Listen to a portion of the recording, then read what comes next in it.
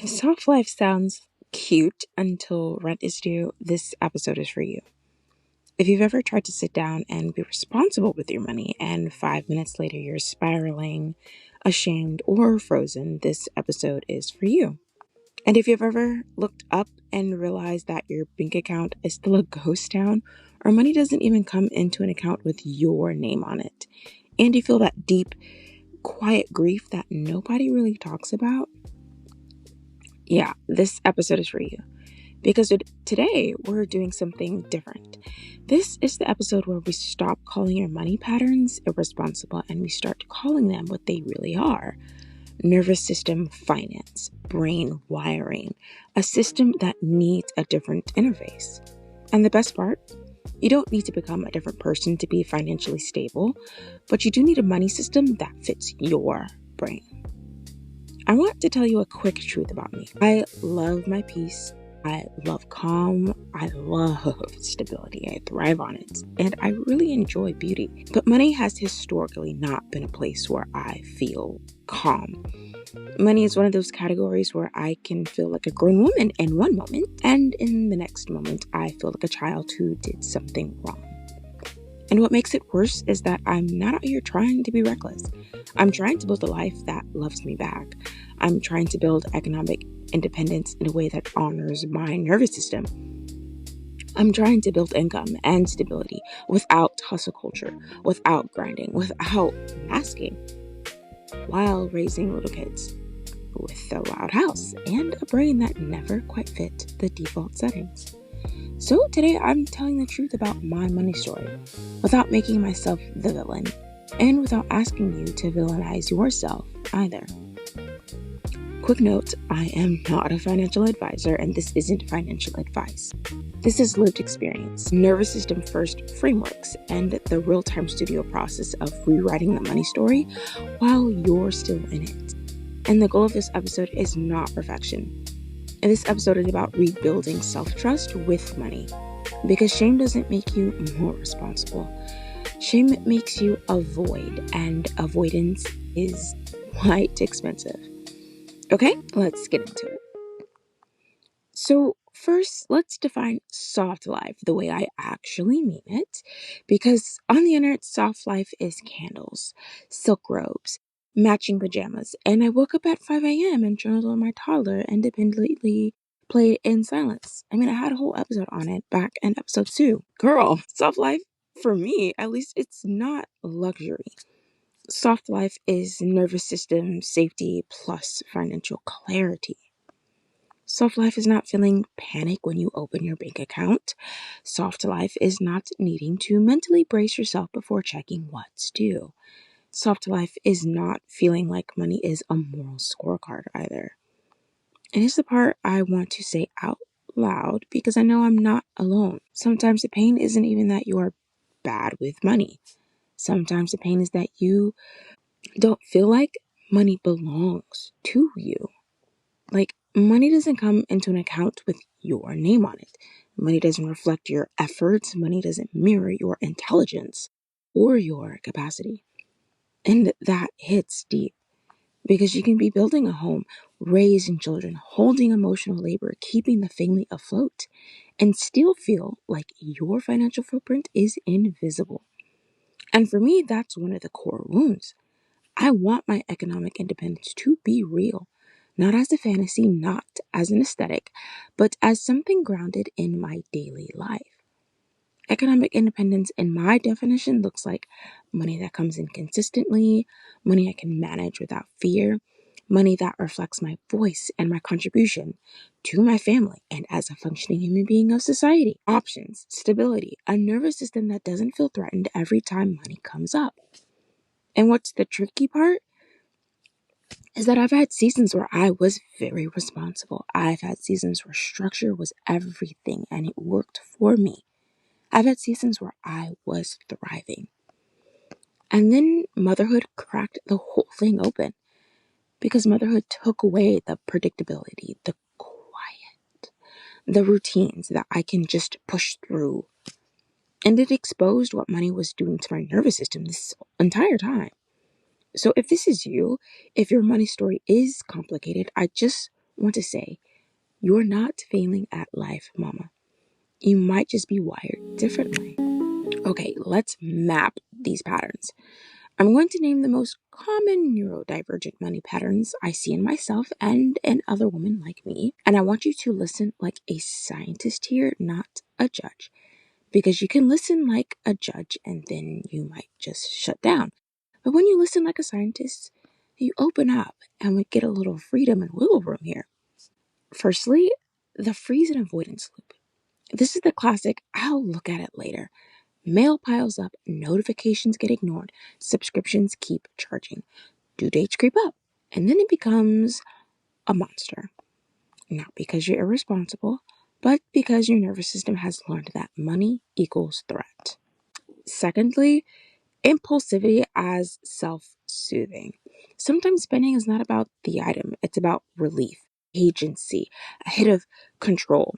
It's about, I never get to choose anything, or I'm tired of being told no, even by your own self, or I want to feel like my life is mine. So you buy something, and in that moment, you feel like a grown woman again. And then the shame comes.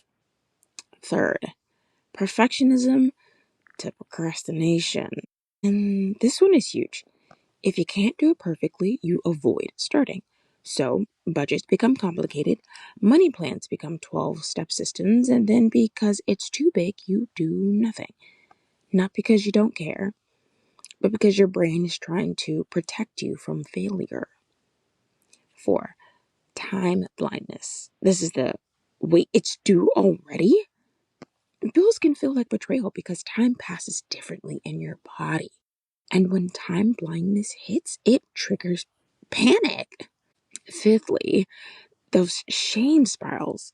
You make one mistake and it becomes an identity. I'm irresponsible. I'm bad with money. I couldn't keep my cool. I always mess things up. Couldn't stick to the plan. I just can't be trusted. And that shame doesn't make you better. It makes you hide. 6, executive dysfunction. This is not laziness. This is sequencing issues, like what comes before, comes after, what's next. Knowing what to do, but not being able to initiate, or starting and stopping, or feeling overwhelmed by the steps altogether. Here's the golden reframe again, because you and I both need it here. Your money patterns aren't proof you're broken. They're proof your system needs a different interface. Now, let's get into the juicy part. How do you rewrite your money story without turning into a spreadsheet robot? How do you build stability without forcing your nervous system to suffer? Well, here are a few gentle systems that I'm experimenting with and ones that are brain friendly, low spoons, and repeatable. You'll see how this all ties in together to this first permission episodes of this podcast. Tool number 1, the 2 numbers only check-in. 2 minutes, crying out loud. This is the simplest thing that works. What's in checking? What's due next? That is it. No full budgeting session, no shame spiral, just information. Because money doesn't need a personality assessment. It needs a relationship. And when you get to that pinnacle, mama, invest in the relationship of someone more financially savvy here. That's definitely a goal of mine, a financial advisor for our family. Tool number 2, the 10-minute weekly team meeting, the money edition. Now, if you listen to episode 6, talking to your partner when you're both tapped out, you know we've already talked about having a short weekly meeting to reduce chaos and miscommunication. Now, I want you to do the same thing with money here. 10 minutes, calm, repeatable. You could bake it in as 2 minutes into that original team meeting or have a separate meeting because sometimes you need a category, a topic, a theme to focus on at a time. Because you're not trying to solve your whole financial life, whichever route you go. You're just trying to stay in relationship with it. And if you're partnered, this is where communication matters because money isn't also just math. Money is safety. Money is identity. Money is also old wounds. So if money is a hot zone for you in partnership, go back and listen to episode 6 because we talked about scripts for how to ask for help, how to name your state, and how to stay on the same team without escalating. Tool number 3, The low spoons decision diet. If it requires thinking, it is not a low spoons purchase. Now, this links directly back into episode 4, low spoons, homemaking, because it's the same principle. Your brain gets overwhelmed by decisions, so you reduce them. If it requires thinking, it's not low spoons. And that's how. Low spoons purchases are things you've already pre-approved in your system. The more you can create defaults, the more your brain can relax. Tool number 4, the repair script after spending. Don't spiral, repair, mama. Now this ties into episode 5. After I yell, my real life repair scripts. Yes, we were talking about children, but can our money also feel like that sometimes too? Because the truth is, repair is a nervous system skill across everything: parenting, marriage, money. So money goes sideways sometimes. And instead of shaming yourself for it, let's repair it. Let's repair. Now, here's a script that you can use. Okay, that happened. What do I do now? Okay, what's the smallest next step that I can do in 10 minutes or less? And what would support look like here as I get through this? All of this is how you build trust. Not by never making mistakes, but by learning how to come back. Tool number 5, income before optimization. This is important because sometimes we try to perfect our budgets. Yes, I'm guilty. When what we actually need is consistent income, not hustle culture. Again, not grinding. Although I am keen to the phrase hustle and flow, but just sustainable cash flow that fits your capacity is what we're after here. And that's why my offers are built how they're built, because my nervous system does not want me on a mountaintop trying to be a guru. My nervous system wants me in a studio, building, reflecting, creating, sharing. Okay, so here's what I'm trying right now in real time, because I'm choosing income streams that honor my capacity. Doesn't require childcare that I don't have, doesn't require me to be on at a specific time, and allows me to be myself. So right now that includes my 1 week voice note support container and reflection sanctuary. This is my foundational personal offer. It's 1 week through voice notes, and my role is to reflect what I'm hearing, validate, name patterns, because my brain is like stellar at that. Offer language for what feels hard to describe, and support nervous system grounding, clarity, identity reclamation, and motherhood partnership dynamics through what I've learned through my experience. And this is deeply aligned with my real life because I can respond when I have the capacity to. Secondly is the Glow Board Club. You already know. A low lift membership, crowdfunded exclusive content and tools. This is I took the brakes off my brain and I'm just letting it run wild here. And thirdly, for the future, my cohort and book. I'm building towards a group coaching cohort, and I have my book on my homepage that I'm currently testing and updating about reclaiming your creative rhythm and flow. 28 days reset. Because the truth is, I'm not teaching from a mountaintop. This is stuff I'm testing, tweaking, experimenting with, and editing for the sake of putting it out there and getting comfortable with being visible to honor what my sacred yes is. So I'm not teaching from the mountaintop. Again, I'm building in the trenches here and showing you what I've learned along the way. Okay, here are your options. You can do one or stack them. You can do a 3-day money neutrality challenge. For 3 days, check your accounts for 60 seconds. Yes, set the timer and say out loud, this is information, not a moral score. That's it. Secondly, you can do a one category cleanup. Pick one category: subscriptions, food delivery, Amazon apps, anything, and do one tiny action. Cancel one, pause one, or set one boundary. And if you want help doing this fast, you can use those tools like Rocket Money, where they scan your account if you feel comfortable and safe with that, to help you identify reoccurring charges and subscriptions. And then the last challenge is a money story writing prompt. Some journaling here. Yes, yes. And you write 3 lines. I learned money means space. My nervous system thinks money means space. I'm choosing to believe money can mean space.